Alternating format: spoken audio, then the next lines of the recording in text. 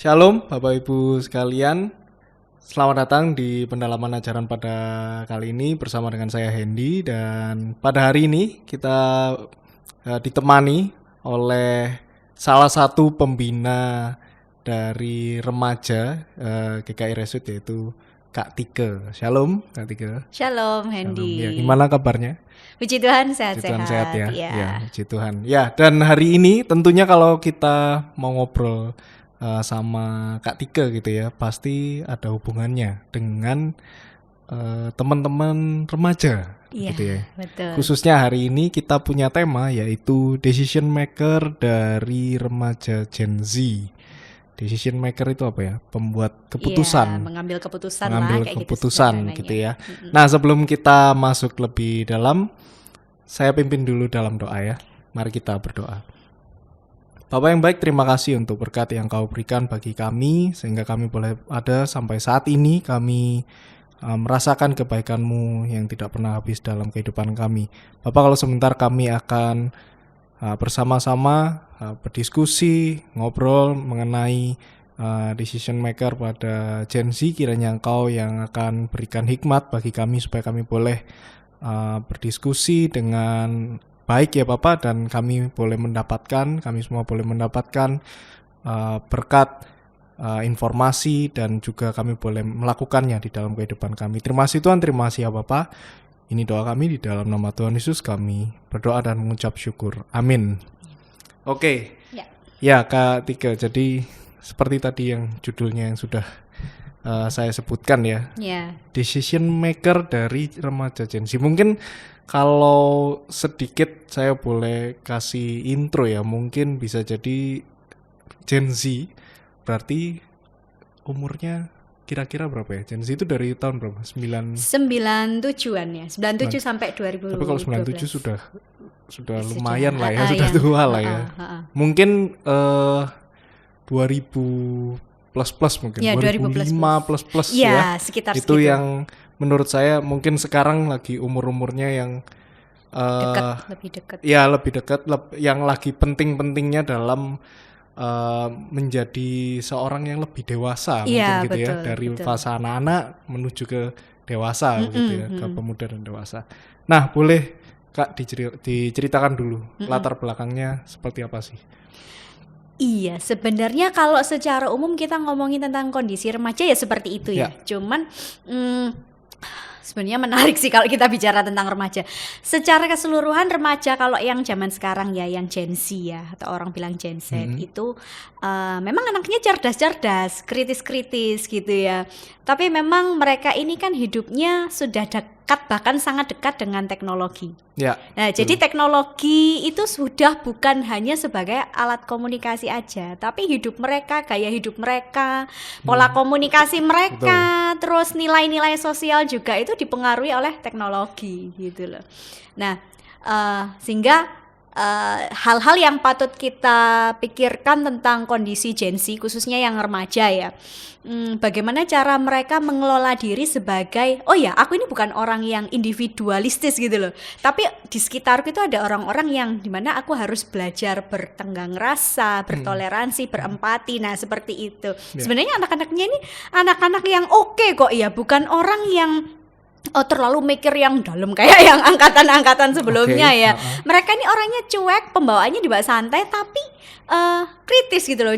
Cukup apa ya? Cukup cerdas juga, sangat cerdas malahan menanggapi berbagai hal di sekitar mereka gitu. Nah, kalau ngomongin tentang remaja Gen Z ya, kalau tadi saya bilang kan media sosial, teknologi itu bukan hanya soal komunikasi, tapi juga sudah jadi gaya hidup mereka. Nah, sekarang ini kan mereka itu punya apa ya, bisa dibilang kayak influencer yang jadi panutan mereka ya kan. Nah, jadi mereka mau nggak mau kadang pikiran mereka, wah kalau ini influencernya kayak gini, Isa aku bisa nggak sih kayak mereka gitu. Jadi ada sedikit banyak pengaruh dari influencer tertentu, terus kemudian teman sebaya itu pasti gitu ya. Nah, itu seperti itu sih sebenarnya. Nah, bahayanya juga kalau mereka nggak berhati-hati karena mereka dekat dengan teknologi, mereka itu bisa jadi beli barang yang bukan jadi kebutuhan mereka. Oke. Oke. kebutuhan prioritas utama itu loh maksudnya. Ya misalkan slime gitu ya. Ya kan slime itu kan bisa dibeli kapan-kapan aja lah. Slime 25.000 dibeli saat itu juga, padahal kan bisa dibeli nanti-nanti. Ya akhirnya slime itu jadi nomor 1, barang yang lain bisa jadi yang lain gitu loh. Nah ya susahnya juga ada yang mengedepankan emosi dibanding logika. Jadi kalau saat itu maunya itu ya itu gitu loh. Padahal kan sebenarnya antara emosi dan logika kan harus berjalan seimbang. Ya meski nggak semua sih gitu. Itu sih kondisinya.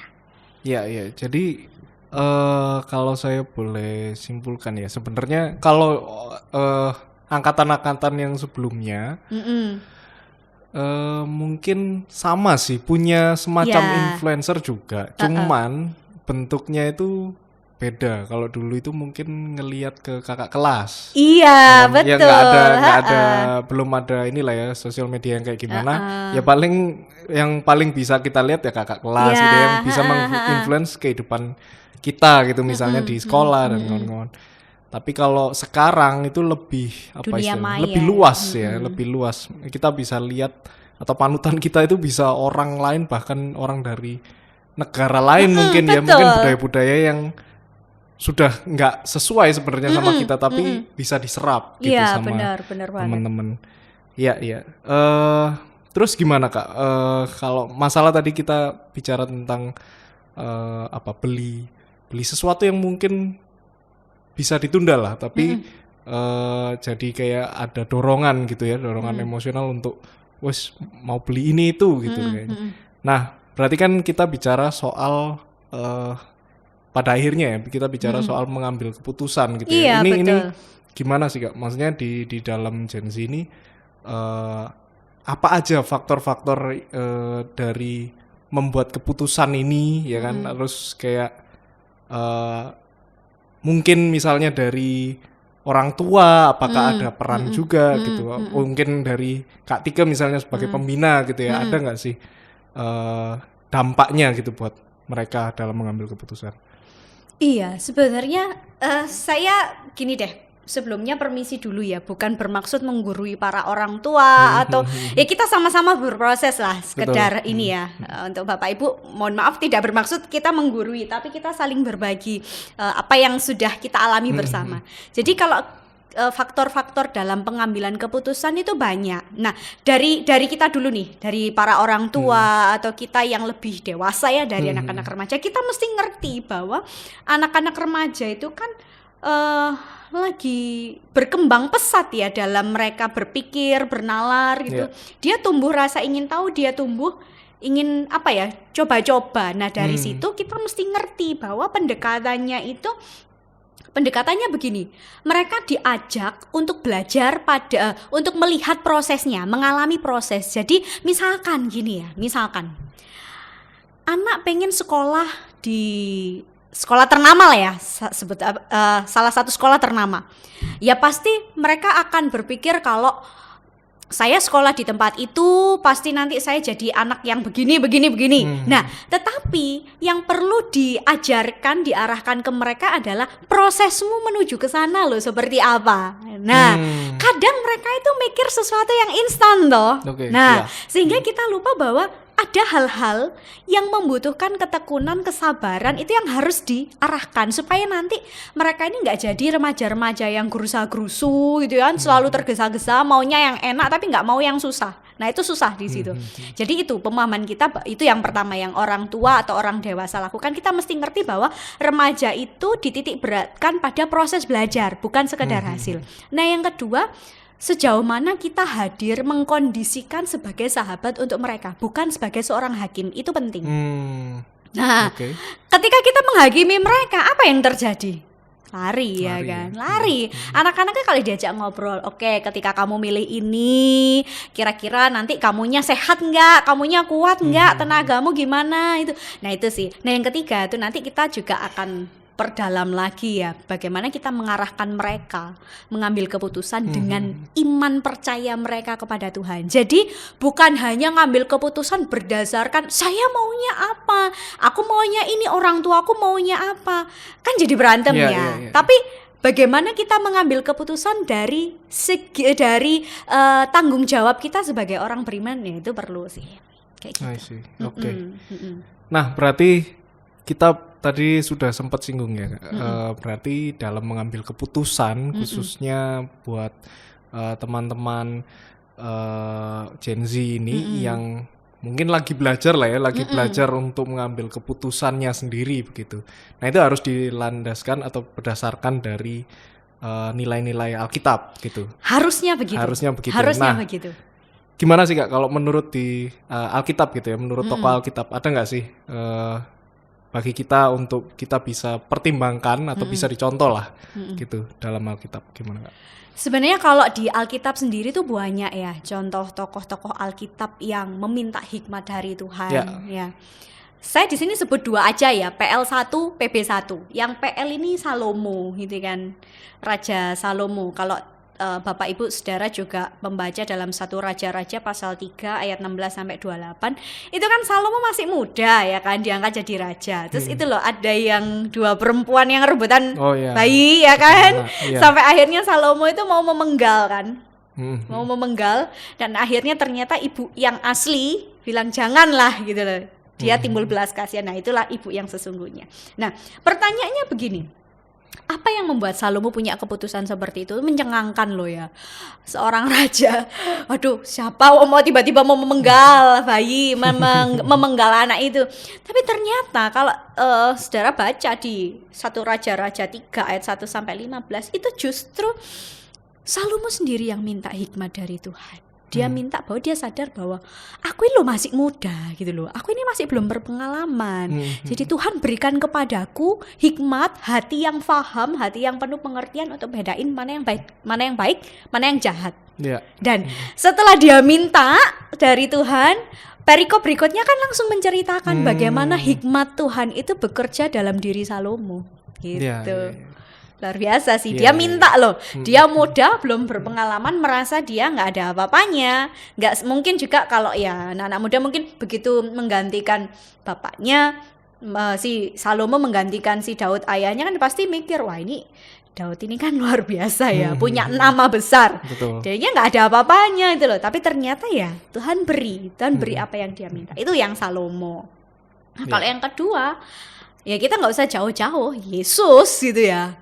Yesus tuh juga di masa kanak-kanaknya dia menjadi orang yang berhikmat gitu loh. Dia berhikmat, pandai bagi waktu antara belajar dan bekerja. Dia anak seorang tukang kayu, ya kan. Tapi dia masih punya waktu untuk belajar tentang tradisi Yahudi, belajar tentang keagamaan di sinagog, dan itu dibiasakan oleh orang tua. Nah, kalau si Salomo dia minta hikmat dari Tuhan, itu juga belajar dari orang tuanya kan, pendahulunya. Nah, si Yesus juga. Jadi ada peran orang tua dalam tumbuh kembang hikmat Yesus, dalam tumbuh kembang Salomo. Bahkan kalau kita lihat Timotius, kan ibunya sama neneknya juga begitu. Jadi ada peran keluarga, ada peran orang tua gitu, sehingga sehingga mereka itu bertumbuh menjadi orang yang bisa dikatakan bukan hanya dewasa secara pemikiran aja atau pengambilan keputusan, berarti rohaninya juga bertumbuh. Betul. Gitu. Iya. Jadi kalau boleh disimpulkan, kalau dari 2 karakter atau dari dua tokoh ini, peran orang tua itu justru major ya, atau gede gitu ya dalam proses ini, karena sebenarnya anak-anak, kalau dibilang ya, kalau dari anak-anak juga mereka kalau nggak diarahkan, ya mana tahu sebenarnya ya kan. Basicnya ya semua anak-anak begitu gitu, nggak tahu gitu. Tinggal kitanya yang lebih ngerti itu bisa nggak untuk atau mau nggak untuk mengarahkan begitu. Benar banget. Gitu. Oke. Dan maksud saya gini, kita sebagai orang tua itu mungkin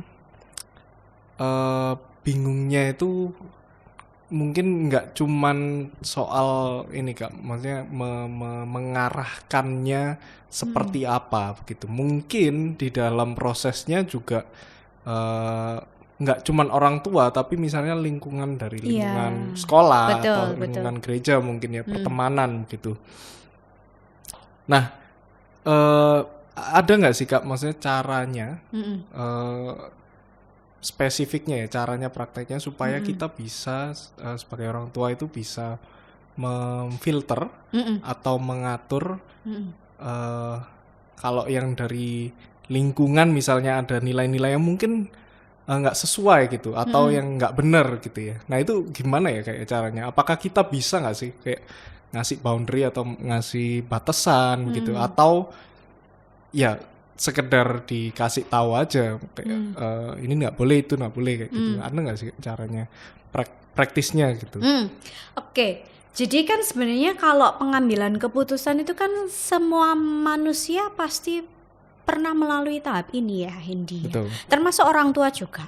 Nah, oleh karena itu begini, sebelum para orang tua atau kita orang yang lebih dewasa ini ngasih tahu, terlibat aktif, kita sendiri harus punya kematangan pribadi dulu nih. Kematangan dalam berpikir gitu loh. Nah, kalau kita sendiri sudah punya kematangan pribadi terlebih dahulu, nah itu sudah menjadi teladan buat anak-anak gitu loh. Nah, karena begini, remaja itu kan sedang dalam fase mengalami kesulitan untuk ngambil sikap tegas, iya Betul, atau enggak betul. toh gitu ya. Saya sih sebenarnya seneng kok ya, seneng kalau ada anak-anak remaja aktif ikut berbagai macam kegiatan. Tapi sangat prihatin ya, prihatin ketika anak-anaknya datang ke gereja sambat. Begitu datang tuh sedang itu kan tanda sebenarnya ini anak lagi nggak baik-baik aja gitu. Mesti kita tanya, kamu kenapa ini? Oke, ya kan, biarkan mereka cerita dulu kegiatannya. Wih, segitu banyaknya, dia masih dapat tawaran pelayanan ini itu, semua kegiatan diikuti, nggak mempertimbangkan faktor kemampuan diri sendiri, asal aktualisasi diri, ya, nggak berani menolak dan emosinya kurang stabil.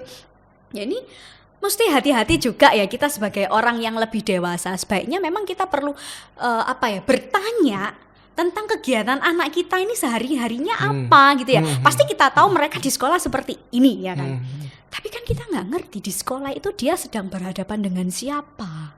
Betul. Apa yang dihadapi, gurunya bagaimana, moodnya dia hari itu di sekolah gimana.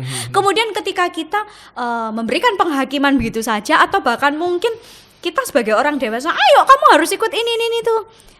Ya mungkin mereka nanti kalau menolak, bisa berapa yang gak dikasih uang saku kan ya, mungkin kita mesti ngerti gitu, kita gali ini anak di sekolah sehari-harinya ngapain gitu ya.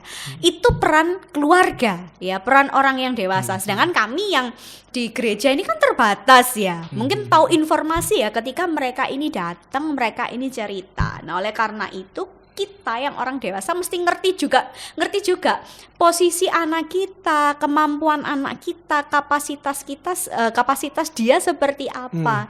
Karena setiap anak itu kan diciptakan berbeda ya, unik. Betul. Ada tipe anak yang dia sukanya di depan layar, ada anak yang sukanya di belakang layar gitu ya. Gak mungkin semua anak itu kita arahkan jadi WL, gak mungkin semua anak kita arahkan jadi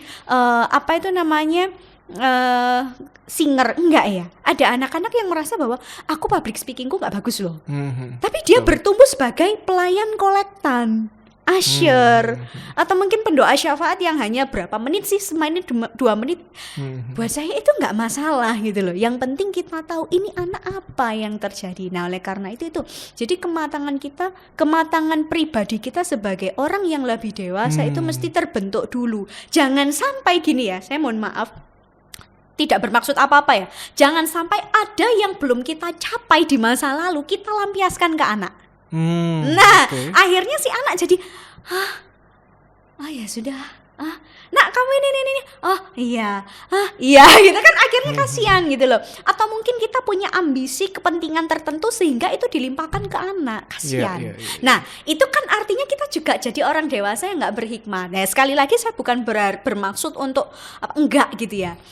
Saya coba ngajak kita semua berpikir ini loh kondisinya itu seperti ini. Anak-anak itu sebenarnya juga tertekan kalau harus melakukan dorongan atau keputusan yang diambil orang tua. Oleh karena itu kan memang perlu adanya keterlibatan satu sama lain. Itu realitanya, Hendy. Iya.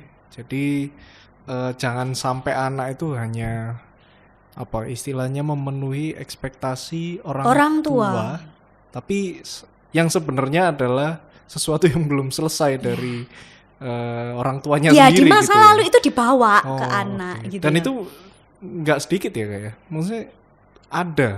Ada. Oh, oke.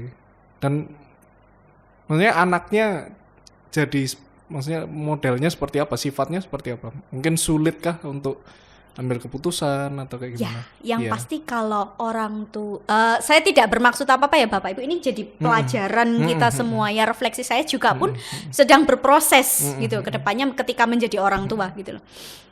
Ini berkaca dari apa yang terjadi ya, ketika anak itu berusaha memenuhi ekspektasi orang tua.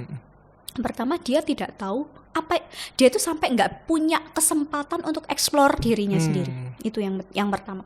Yang kedua dia jadi orang yang sulit menolak tawaran. Menarik. Oke. Sulit menolak tawaran. Dia tahu bahwa kondisinya nggak mampu gitu loh. Kegiatannya sudah padat, ya kan. Tapi ketika ini nih, ya mau nggak mau dia terima. Gitu. Bahkan dia nggak sempat apa ya istilahnya, ya udah hidupnya untuk memenuhi ekspektasi orang tua. Ya ini sekian dari beberapa case yang saya temui gitu loh.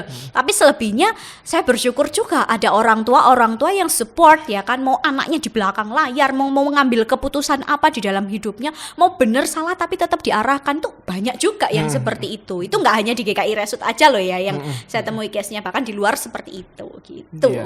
Jadi kematangan kita sebagai orang dewasa itu juga penting. Iya. Untuk ditularkan kepada anak-anak. Iya. Gitu. Justru hari ini kita ngobrol ini bukan cuman soal anaknya ya, tapi justru malah kitanya sendiri gitu sebagai ya, orang sebagai orang dewasa. tua, betul. Nah, oke Kak, kembali tadi kita sempat membahas tentang tokoh-tokoh di Alkitab tadi ya. Nah, kita juga sempat membicarakan tentang hikmat juga. Nah, apa sih Kak maksudnya yang tadi misalnya Salomo gitu ya minta hikmat. Sebenarnya hikmat itu kayak gimana sih Kak? Oke, ngomongin tentang hikmat. Iya. Kita mencoba menggali ya dari Yakobus 1 ayat 5 sampai 8. Sebenarnya ada banyak ayat tentang dalam mengambil keputusan itu kita butuh hikmat, tapi kita coba melihat dari Yakobus 1 ayat 5 sampai 8. Saya bacakan untuk kita semua. Namun apabila di antara kamu ada yang kurang berhikmat, hendaklah ia memintanya kepada Allah yang memberikan kepada semua orang dengan murah hati tanpa mencela, maka hal itu akan diberikan kepadanya. Hendaklah ia memintanya dalam iman dan sama sekali jangan bimbang, sebab orang yang bimbang seumpama gelombang laut yang diombang-ambingkan ian kemari oleh angin. Orang yang demikian janganlah mengira bahwa ia akan menerima sesuatu dari Tuhan. Orang itu ragu-ragu, tidak punya kepastian dalam hidupnya. Kalau kita bicara soal hikmat ya, kalau dari bahasa Ibraninya Perjanjian Lama itu hokmah, itu artinya pandai, mahir, selalu pakai akal budi. Jadi bukan hanya mengedepankan soal rasa atau emosi atau baperan lah ya, tapi logikanya juga jalan. Nah kemudian di dalam Yakobus 1 ayat 5 kata hikmat itu dalam bahasa Yunaninya itu Sophia. Cantik ternyata ya namanya ya. Sophia itu pengetahuan, pembelajaran yang bersumber dari Allah. Jadi sebenarnya hikmat itu nggak cuman berpusat di pikiran, tapi juga hati. Ada kesinambungan antara hati dan pikiran kita. Nah, sebagai orang berhikmat ya, baik kita anak remaja dan juga orang dewasa. Nah ini kalau tadi kan kita ngobrol soal orang tuanya. Nah sekarang juga saya singgung anak juga gitu ya. Jadi supaya imbang gitu loh. Anak tidak menyalahkan si anak remaja, "Ore aku menang," dibela, enggak. Sekarang imbang ya. Imbangnya kita mesti imbang gitu antara orang tua dan anak gitu ya. Jadi sebagai orang beriman baik anak remaja dan orang tua itu butuh hikmat dari Tuhan ya, ketika kita sedang mengalami masa sulit ya, kita perlu memikirkan setiap jalan keluarnya. Di sini hikmat diperlukan ya kan. Kita perlu mengerti mana yang baik dan nggak baik, benar nggak salah, benar atau nggak benar, itu juga berdasarkan kehendak Tuhan. Misalkan ya anak-anak sekarang kan pacaran beda itu ya, pacaran beda itu ya. Ini Kalau nuruti rasa, kalau nuruti perasaan, pasti aku cinta dia cinta aku. Tapi kan kita butuh hikmat Tuhan, memikirkan kalau jalan dengan orang yang beda keyakinan itu seperti apa sih. Nah juga perlu ya kan, hikmat Tuhan juga datang melalui diskusi dengan orang tua. Nah itu penting. Nah itu.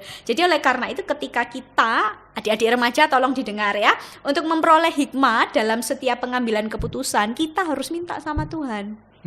Karena hikmat itu nggak datang dengan tiba-tiba. Meminta kepada Tuhan dan memintanya dalam iman. Loh, maksudnya apa meminta dalam iman itu? Nah, ketika kita minta hikmat dari Tuhan, minta keputusan dari Tuhan, minta pertimbangan dari Tuhan, Tuhan aku mau apa sih? Nah, ketika kita memintanya dalam doa ya kita harus yakin, kita harus beriman kalau Tuhan itu pasti kasih kok ke kita gitu ya.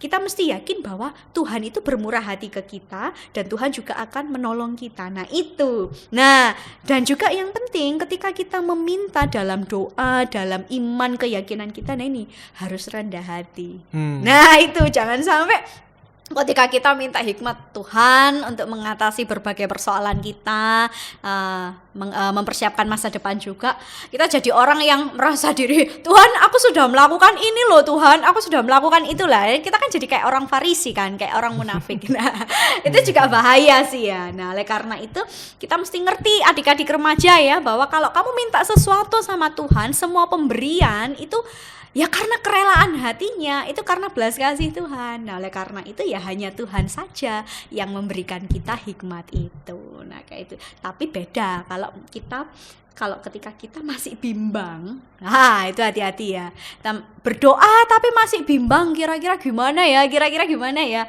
ya itu kita jadi sia-sia kan ya kan, sia-sia seperti gelombang laut diombang-ambingkan oleh angin. Nah itulah ketika kita minta hikmat pada Tuhan, itu bentuk kebergantungan hidup kita kepada Tuhan, bukan aktualisasi dirimu, bukan kehebatan dirimu teman-teman ya, tapi ketika kamu memperoleh hikmat itu karena Tuhan ya. Misalkan ya anak-anak remaja berhasil menyelesaikan studinya dengan baik, masuk di perguruan tinggi sesuai harapan mereka ya kan, mereka pelayanan berhasil menyelesaikan event tertentu, itu bukan karena kehebatan mereka sendiri, tapi ya itu hikmat dari Tuhan loh. Itu loh hikmat bekerja di saat atau di waktu yang tepat. Gitu. Jadi hikmat itu bisa dicari, bisa diminta gitu ya, bisa diminta dari Tuhan. Dan tentunya kalau kita minta, jangan sampai kita mintanya itu tidak dengan rendah hati, karena takutnya percuma dong doa dapat hikmat tapi ya kita mengakuinya ya udah itu emang aku aja gitu, aku aja yang hebat gitu ya. Nah oke Kak, itu tadi soal hikmat gitu ya, soal hikmat gimana sih buat kita semua, khususnya teman-teman Gen Z yang lagi belajar gitu ya, mengambil keputusan dengan baik, dengan hikmat gitu. Nah sekarang kita bahas lagi tentang orang tua lagi Kak. Gimana kalau sudah tahu nih anak-anak ini sudah, oh berarti hikmat itu bisa diminta ya, untuk mengambil keputusan itu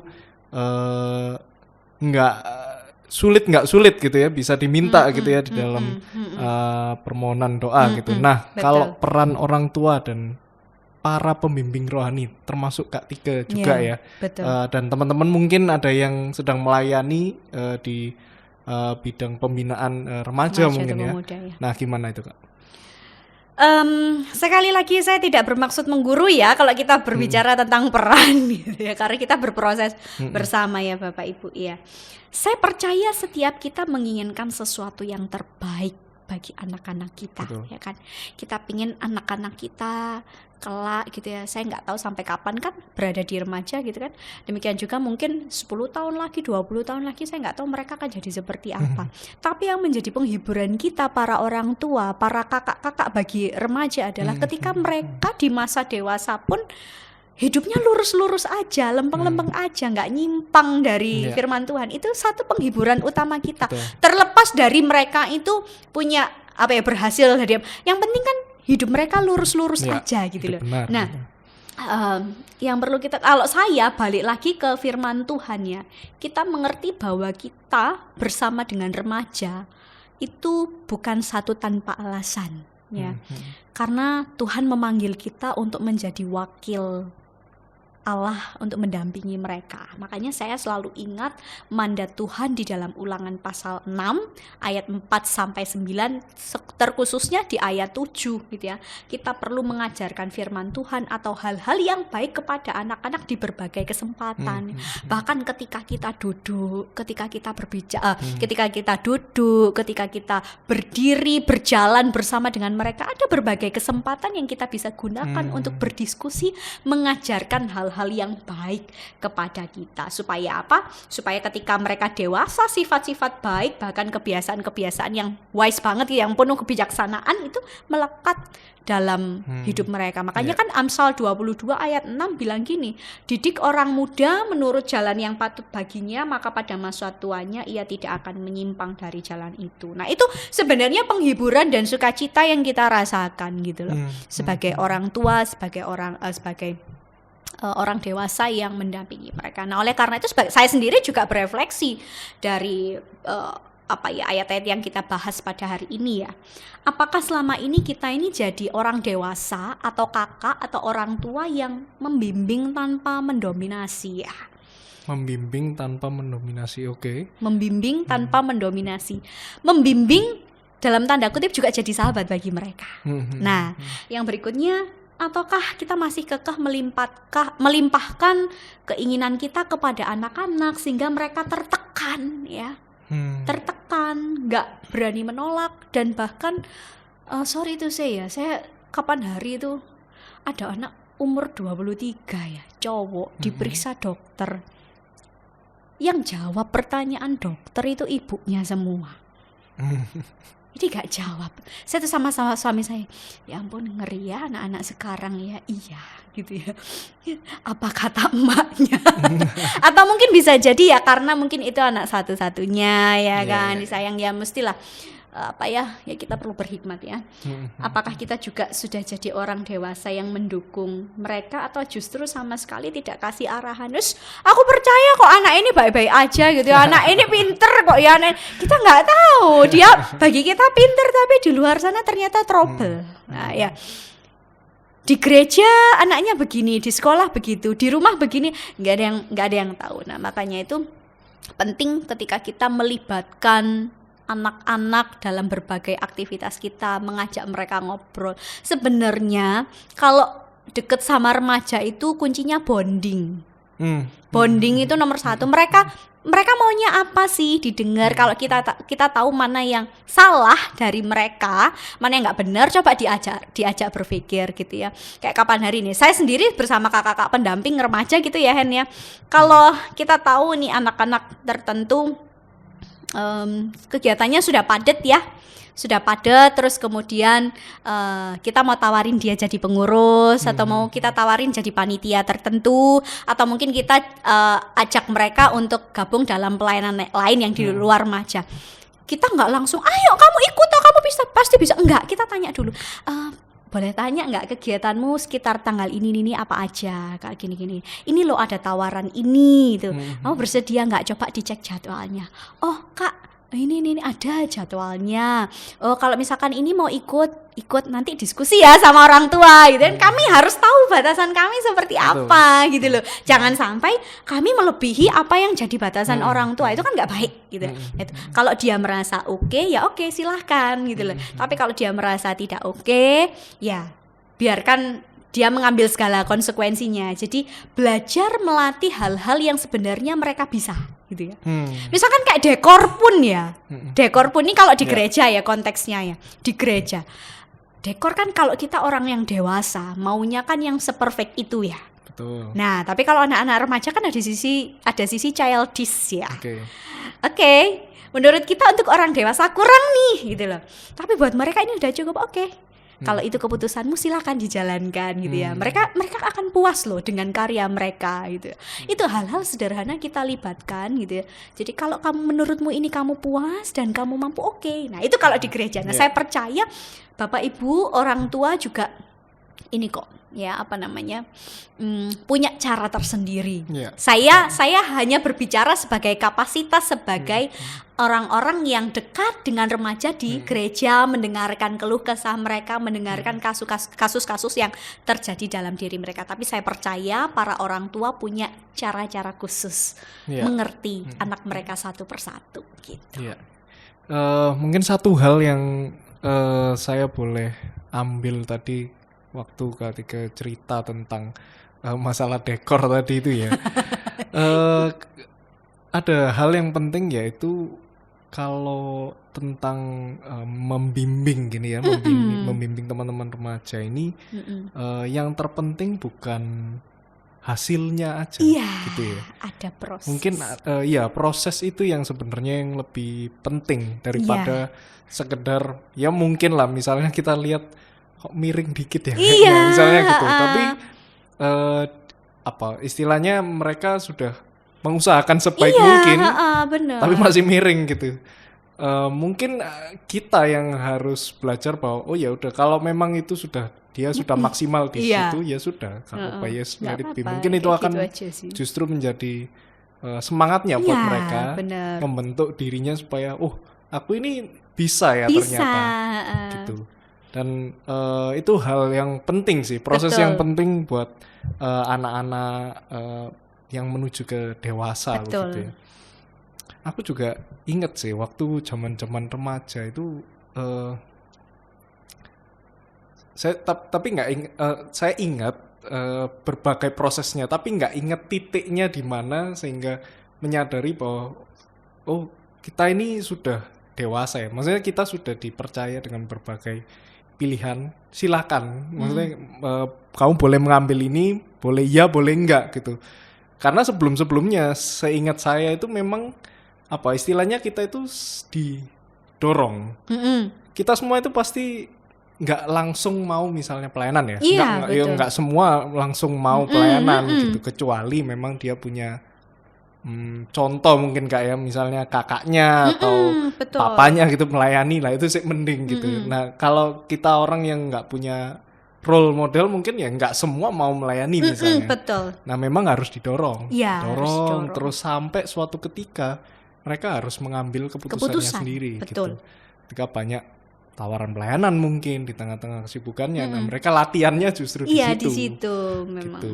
Ya dan bersyukur ya sebenarnya teman-teman yang remaja itu punya kesempatan untuk bisa menghadapi pilihan-pilihan yang seperti ini di gereja. Karena kalau menurut saya di luar gereja, saya nggak tahu komunitas-komunitas yang lain itu apakah punya kesempatan yang sama berkembang seperti itu, gitu ya. Mungkin kayak saya lihatnya kayak kasihan ya arek-arek ini wishlist ini itu sana kok berat gitu, tapi mereka happy aja gitu menjalani. Ya menurut saya justru ini jadi hal yang positif, hal yang baik ketika terus nanti di society, di lingkungan yang sebenarnya di dunia kerja misalnya stand out memang beda begitu daripada mungkin yang belum terbiasa untuk berkomunitas. Oke, Kak, thank you buat penjelasannya. Nah, boleh dikasih kesimpulan buat kita semua untuk menutup pendalaman ajaran kita di hari ini. Ya, buat kita adik-adik remaja, jangan merasa kamu dibela saya ya hari ini. Enggak, orang tua juga jangan merasa wah saya dibela Kak Tika ini karena anak saya bandel. Enggak, kita sama-sama belajar berada di posisi yang netral gitu ya. Jadi jangan merasa wah dibela Kak Tika ini maknya, anaknya dibela Kak Tika. Enggak, semua sama-sama ya, kita sama-sama di posisi netral. Mari kita belajar untuk tidak mengandalkan diri sendiri. Ya. Sebagai anak, jangan mengandalkan kehebatanmu di masa muda. Sebagai orang tua juga jangan mengandalkan apa yang sudah kita capai di masa lampau. Kita sama-sama duduk, belajar melalui hikmat Tuhan yang didapat dari doa dan diskusi bersama. Kita mampu berpikir mana yang baik dan buruk, mana yang berguna atau tidak berguna bagi kehidupan kita. Semangat terus buat Para orang tua, mari kita bekerja bersama-sama. Karena sebenarnya di remaja itu sih enak loh Hen ya, masih ditanyai, masih didampingi, masih ayo ada apa mama, ada apa papa. Lah nanti kalau anaknya mohon maaf sudah lepas dari remaja ya masa kami ngintilin terus gitu ya, enggak kan sudah fasenya beda. Betul. Gitu. Ya. Oke, thank you. Kak Oke. Tika. Boleh Terima minta kasih. tolong ditutup dalam doa. Oke, mari kita berdoa. Bapa di surga, kami mengucap syukur untuk kasih setiamu di dalam kehidupan kami pada hari ini. Kami diingatkan lagi Tuhan betapa penting peran kami sebagai orang tua, peran kami sebagai anak untuk duduk bersama berdiskusi tentang kehidupan kami, apa yang kami rencanakan ke depan. Biarlah kami sebagai anak dan juga sebagai orang tua, kami boleh saling merendahkan hati kami satu sama lain, tidak mengedepankan ego kami, tapi kami boleh belajar bersama-sama dalam hikmat dan tuntunan Tuhan. Kami serahkan kehidupan kami sepenuhnya ke dalam tangan-Mu sebagai orang tua yang harus mendampingi anak-anak remaja kami dalam setiap pengambilan keputusan. Kiranya Tuhan juga berikan kami kekuatan dan penyertaan-Mu sehingga kami boleh mengarahkan anak-anak kami untuk tetap hidup di jalan-Mu. Demikian juga kami adik-adik remaja yang juga saat ini sedang berproses untuk mempersiapkan masa depan kami, pelayanan kami serahkan sepenuhnya ke dalam tangan kami, ke dalam tangan Tuhan. Roh Kudus-Mu sendiri yang akan membuka pikiran kami, hati kami, sehingga kami mampu membedakan mana yang baik, buruk, berkenan atau tidak berkenan di hadapan-Mu. Terima kasih Tuhan, ini doa kami di dalam nama Tuhan Yesus kami berdoa. Amin. Amin. Thank you Kak Thank Tika. you. Terima kasih Terima buat kasih. hari ini. Terima kasih juga untuk Bapak Ibu sekalian yang sudah mengikuti pendalaman ajaran pada hari ini. Sampai jumpa di pendalaman ajaran yang berikutnya. Tuhan Yesus memberkati.